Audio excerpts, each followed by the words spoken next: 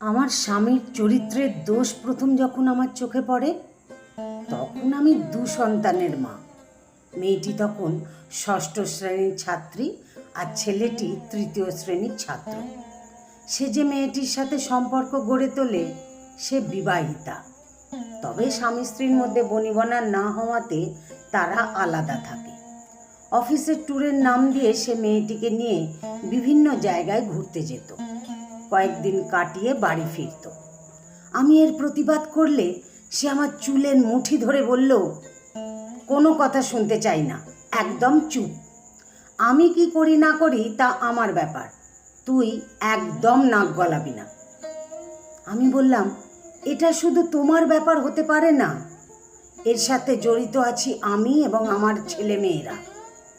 তোর যদি ভালো না লাগে ঘর থেকে বেরিয়ে যাবি, কিন্তু আমার ঘরে থাকলে কোনো অশান্তি করতে পারবি না, চুপচাপ থাকবি। ওর গোপন সম্পর্কটি আমি জানতে পেরেছি। এটা বোঝার পর ও নিজেকে সূত্রে না নিয়ে আরও বেপরোয়া হয়ে উঠল। আগে তো মেয়েটিকে নিয়ে ঘুরতে যাওয়ার সময় আমাকে বলতো অফিসের কাজে যাচ্ছে, এখন আর সেটা বলারও প্রয়োজনও বোধ করে না।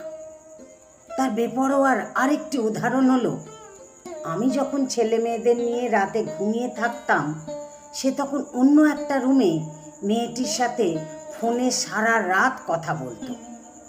আমি গোটা রাত বিছানায় শুয়ে ওর কথা, হাসির চাপা আওয়াজ শুনতাম।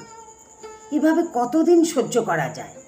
একদিন মাঝরাতে ওর রুমে ঢুকে ওর হাত থেকে ফোনটা কেড়ে নিয়ে মেঝেতে ছুঁড়ে মেরে বললাম, বন্ধ করো এসব নোংরামি, মেয়েটা বড় হচ্ছে, সে এখন বুঝতে পারছে তোমার অসভ্যতা। জবাবে সে পাগলের মতো রেগে গিয়ে বিছানা থেকে নেমে আমাকে নির্মমভাবে মারতে শুরু করলো। থাপ্পড় ঘুষির পর সে আলনা থেকে বেল্ট নিয়ে আমাকে পেটাতে লাগলো আর মুখে বলতে লাগলো, তোর এত বড় সাহস, তুই আমাকে বাধা দিস, তোকে আজ মেরেই ফেলবো। আমার আর্তনাদ শুনে ছেলেমেয়েরা ঘুম থেকে উঠে আমাকে বাঁচাতে এলে সে রুমের দরজা বন্ধ করে দিল। আর আমার শাশুড়ি আমাকে বাঁচানোর কোনো প্রয়োজন বোধ করলেন না, তিনি তার রুম থেকে বের পর্যন্ত হলেন না। অথচ তিনি চাইলে তার ছেলেকে থামাতে পারতেন। সে রাতের পর থেকে আমার স্বামীর অত্যাচার বেড়ে গেল। সে প্রতি রাতে আমাকে মারতে লাগলো। একসময় ওর মার থেকে বাঁচার জন্যে ও বাড়িতে এলে আমি বাথরুমে ঢুকে দরজা লাগিয়ে দিতাম এবং মেয়েটির সাথে কথা শেষ করে ভোরের দিকে ও যখন ঘুমিয়ে পড়তো আমি তখন বাথরুম থেকে বেরোতাম। এভাবে দিনের পর দিন না ঘুমানোর ফলে আমি ইনসোমিনিয়া রোগে আক্রান্ত হলাম, যে সমস্যাটি আমার এখনও আছে। সংসার বাঁচানোর জন্য মরিয়া হয়ে একদিন আমার শাশুড়ির কাছে গেলাম, কারণ তার কথা ছেলে অক্ষরে অক্ষরে মানে। চোখের পানি ফেলে ওনাকে বললাম, মা, আপনি তো সব দেখছেন, সব জানেন, দয়া করে ওকে ফেরান। তিনি ছেলেকে দোষ না নিয়ে সব দোষ আমার ওপর চাপিয়ে দিলেন। তিনি বললেন, দোষ তো তোমার ওপর ছেলে খুশি না বলেই তো সে অন্যদিকে গেছে, এখন ন্যাকি কান্না কেঁদে লাভ নেই। আপনি আমাকে বলুন, ঘরের কোন কাজটা করতে অবহেলা করেছি? দোষটা কার সেটা তো আপনার চোখে না পড়ার কথা নয়, সবই তো দেখতে পাচ্ছেন। তার মানে বলতে চাইছো আমার ছেলের চরিত্র খারাপ? তার মানে আমি ওকে মানুষ করে গড়ে তুলতে পারিনি? তাহলে সব দোষ আমার, নিজের দোষ আমার ওপর চাপাচ্ছ? মা, আমি এসব বলছি না, আমি শুধু বলছি ওকে আপনি থামান। আমার কথা না হয় বাদ দিলেন, কিন্তু আপনার ছেলের সন্তানদের কথা অন্তত ভাবেন।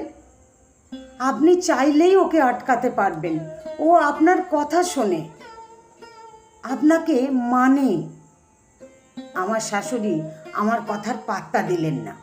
তিনি স্পষ্ট ভাষায় বললেন, তোমার এসব ভেজর ভাজর শুনতে ইচ্ছে করছে না, আমি কি করব না করব তা আমার ব্যাপার, তোমার কাছ থেকে শুনতে চাই না, যাও সামনে থেকে। হাত দিয়ে চোখের পানি মুছে ওনার রুম থেকে বেরিয়ে এলাম।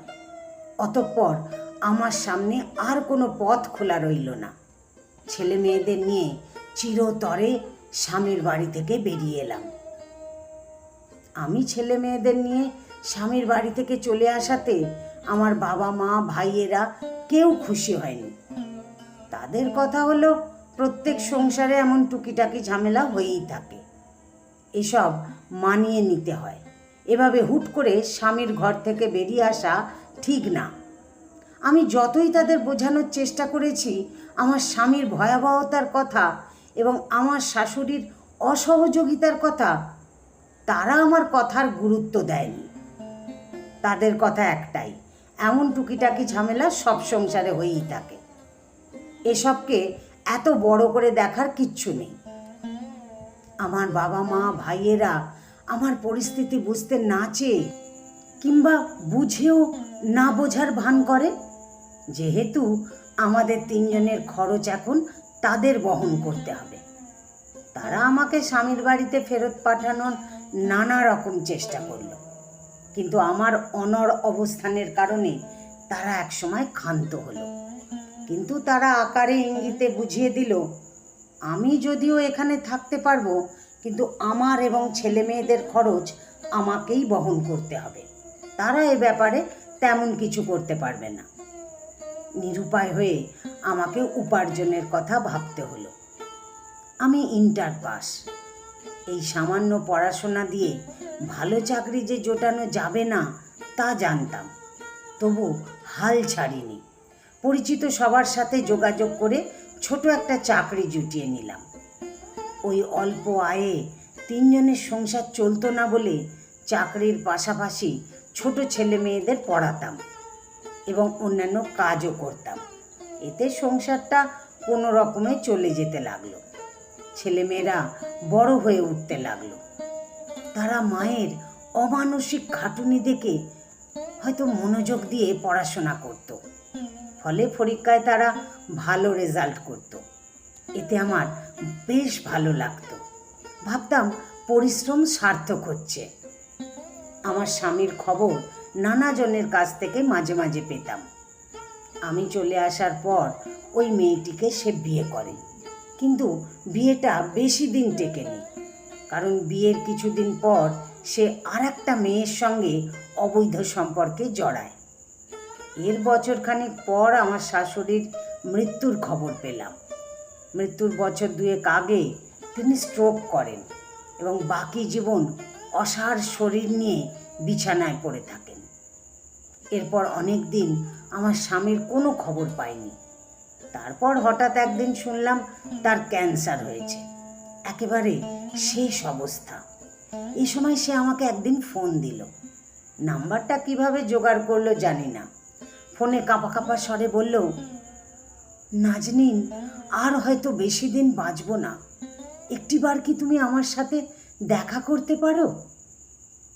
আমি শান্ত স্বরে বললাম, শুধু আমার সাথে দেখা করবে? ছেলে মেয়েদের দেখবে না? তাদের দেখতে ইচ্ছে করে না? ভীষণ দেখতে ইচ্ছে করে, কিন্তু ওদের বয়স কম, তারুণ্যের উদ্দীপনায় টকবক করছে। তাদের খারাপ বাবাকে দেখে তারা ক্ষেপে উঠতে পারে, কারণ তোমার ওপর যে নির্যাতন করেছি তা তো তারাও দেখেছে। এই জীবনে তারা কখনোই ওসব ভুলতে পারবে না। তাই বাকিটা শেষ করলো না। বললাম, আমি ছেলে মেয়েদের নিয়ে যাব, ওদের সামলানোর দায়িত্ব আমার। আমি চাই তোমার এবং ছেলে মেয়েদের দেখা হোক। ছেলেমেয়েরা শুরুতে বাবার সাথে দেখা করতে চায়নি। বাবার ওপর অনেক রাগ ঘৃণা জমে আছে তাদের।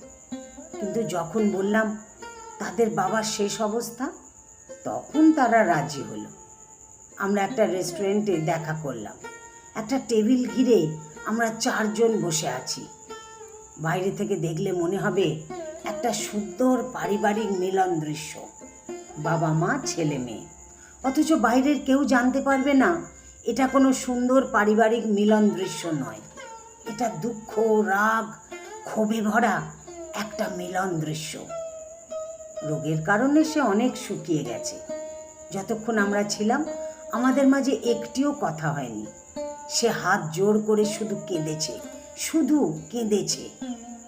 আমাদের দেখা হওয়ার 1 মাস পরেই সে মারা যায়। কারণ মৃত্যুতে জীবন থেমে থাকে না, জীবন তার গতিতেই চলতে থাকে। ছেলে মেয়েদের বিয়ে হলো, আমি নানি হলাম, দাদি হলাম। মেয়েটা তার স্বামীর চাকরির কারণে দূরে থাকে, ছেলেটা আমার সাথে থাকে। ছেলেটার মেয়ের বয়স তখন 3 বছর হলো। তখন একদিন শুনলাম ছেলে আর ছেলের বউ তাদের রুমে ঝগড়া করছে। কী নিয়ে ঝগড়া করছে বুঝতে পারলাম না। এরপর থেকে প্রায় দেখতাম তাদের মধ্যে ঝগড়া হচ্ছে। এক রাতে ছেলের বউ কাঁদতে কাঁদতে আমার রুমে এলো এবং বলল, মা, আমার সংসারটাকে আপনি বাঁচান, আপনি চাইলেই ওকে ফেরাতে পারবেন। কি হয়েছে ওর, আমাকে খুলে বলো। ও অন্য একটা মেয়ের সাথে অবৈধ সম্পর্কে জড়িয়েছে। আমার কোনো কথাই সে শুনতে চাইছে না, কিছু বললে সে মারার জন্য তেড়ে আসে। মা, আমাদের একটা ছোট্ট মেয়ে আছে, এই অবস্থায় সংসারটা ভেঙে গেলে মেয়েটাকে নিয়ে আমি কোথায় যাব? মুহূর্তে নিজের জীবনের অতীতের কথা মনে পড়ে গেল। চোখের সামনে যেন সব দেখতে পেলাম। আমি গাঢ় বেদনায় স্তব্ধ হয়ে গেলাম। সে রাতে 12টার দিকে ছেলে বাড়ি ফিরল। সেই ইদানিং প্রায় দেরি করে বাড়ি ফেরে। বৌমার কাছ থেকে শুনলাম এই দেরির কারণ হলো অফিস শেষে সে মেয়েটার সাথে সময় কাটায়।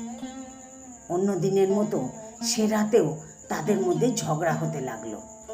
এক পর্যায়ে ছেলের বউয়ের আর্তনাদ শুনলাম, ঠিক যেভাবে আমি আর্তনাদ করতাম আমার স্বামীর মার খেয়ে।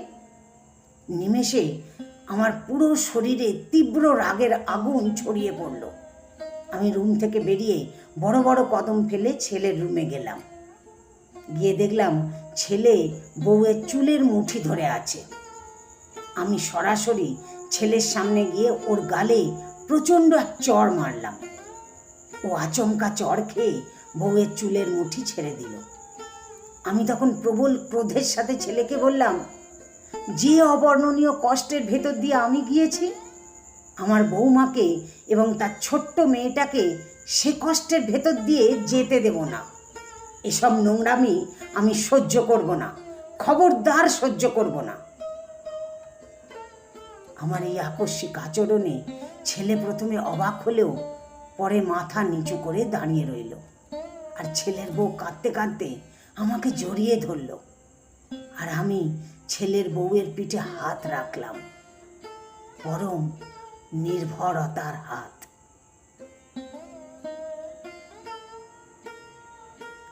রচনা রুদ্র আজাদ। আমার গল্পটি যদি ভালো লাগে তাহলে একটা লাইক দিয়ে আপনাদের মতামত কমেন্ট বক্সে জানাতে ভুলবেন না। আমার বেশ কিছু সেরা গল্পের ভিডিও লিংক এই ভিডিওর ডেসক্রিপশন বক্সে দেওয়া আছে, চাইলে শুনে নিতে পারেন। ফেসবুক থেকে আমাকে যারা শুনছেন তারা আমাকে ফলো করে দেবেন, আর যারা আমাকে ইউটিউব থেকে শুনছেন আমার ইউটিউব চ্যানেলটিকে সাবস্ক্রাইব করে আমার সাথেই থাকার অনুরোধ রাখলাম। ধন্যবাদ সবাইকে।